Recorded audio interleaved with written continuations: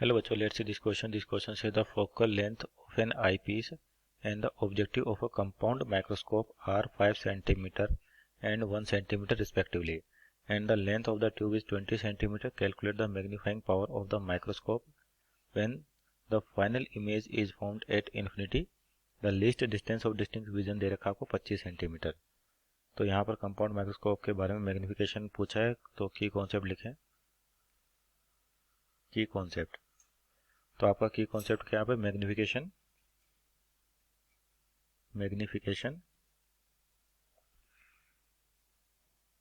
Bye compound microscope, यानी कि आपका जो कंपाउंड माइक्रोस्कोप है कितना मैग्निफिकेशन देता है. और यहाँ पर जो मैग्निफिकेशन होगा कौन सा होगा? एंगुलर होता है कंपाउंड माइक्रोस्कोप, यानी कि जो मैग्निफिकेशन मिलता है अपने को एंगुलर मैग्निफिकेशन मिलता है. तो क्या फॉर्मूला होता है आपके पास? कंपाउंड माइक्रोस्कोप है तो इसका मैग्निफिकेशन होता है आपके पास V naught upon you naught into D upon F ई.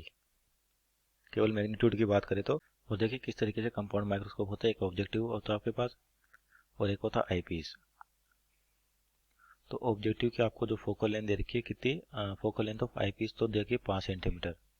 इसकी कितनी? 5 सेंटीमीटर. और इसकी कितनी आपके पास? 1 सेंटीमीटर. और यहाँ पर देखिए वी नोट और यू नोट का है कि जो आपका ऑब्जेक्टिव है वो कितनी दूर इमेज बनाता है और ऑब्जेक्ट जब कहाँ पे रखा हुआ है. और एक कंडीशन दे रखी है आपके पास, जो फाइनल इमेज है इन्फिनिटी पे बनती है. इसका मतलब इनफाइनाइट कब बनती है? जब आपके पास ऑब्जेक्ट लेंस के फोकस हो. तो यानी कि फाइनल इमेज आपका आईपीस बनाएगा. तो यानी कि जो यहाँ से मान लीजिए पहले ऑब्जेक्टिव लेंस से जो इमेज बनेगी दूसरे के लिए ऑब्जेक्ट का काम करेगी, और उसकी डिस्टेंस कितनी होगी? यहाँ से 5 सेंटीमीटर होगी आपके पास. और टोटल ट्यूब लेंथ कितनी आपके पास? 20 सेंटीमीटर है. 20 सेंटीमीटर. तो ये दूरी कितनी बच गई आपके पास? 15 सेंटीमीटर. इसका मतलब क्या हुआ कि जो ऑब्जेक्टिव पीस है उससे जो इमेज बनेगी वो 15 सेंटीमीटर पे बननी चाहिए. तो उसके कोरस्पॉन्डिंग अपन यू निकाल सकते हैं कि यू नोट मतलब ऑब्जेक्ट कितना दूर है आपके पास ऑब्जेक्टिव लेंस है. तो यहाँ से कह सकते हैं अपन कि जो वी नोट है उसकी वैल्यू तो आ गई आपके पास 15 सेंटीमीटर. 15 सेंटीमीटर. तो लेंस मेकर फॉर्मूला यूज करें तो क्या कहता है? 1 upon v naught minus 1 upon you naught equal to 1 upon f. तो यहाँ से अपन निकाले 1 अपॉन यू नोट की वैल्यू, तो इधर आके प्लस का हो जाएगा और ये इधर आके माइनस का हो जाएगा. तो 1 अपॉन वी नोट, तो वी नोट कितना आपके पास? 15. और डायरेक्शन का ध्यान रखें भाई, अपने पास जिस डायरेक्शन में मान लीजिए ऑब्जेक्ट यहाँ होता तो रे आपके ऐसे जाती, तो जिस डायरेक्शन में रे इंसिडेंट होती है वो पॉजिटिव होता है आपके पास और उसके अपोजिट क्या होता है? नेगेटिव होता है.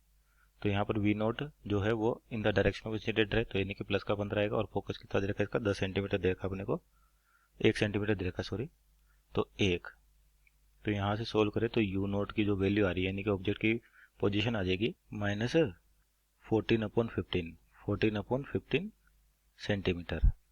तो देखिए अब मैग्निफिकेशन निकाले आपके पास. तो formula v naught upon you naught d upon f ए.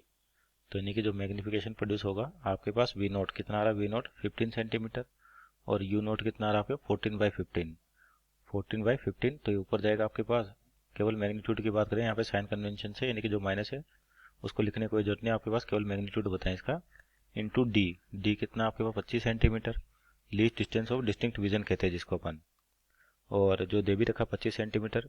और एफ ई यानी कि फोकल लेंथ क्या है आई पीस की? 5 सेंटीमीटर. तो आपका ये सेंटीमीटर ऊपर भी सेंटीमीटर नीचे भी सेंटीमीटर, तो ये कैंसिल आउट हो जाएगा.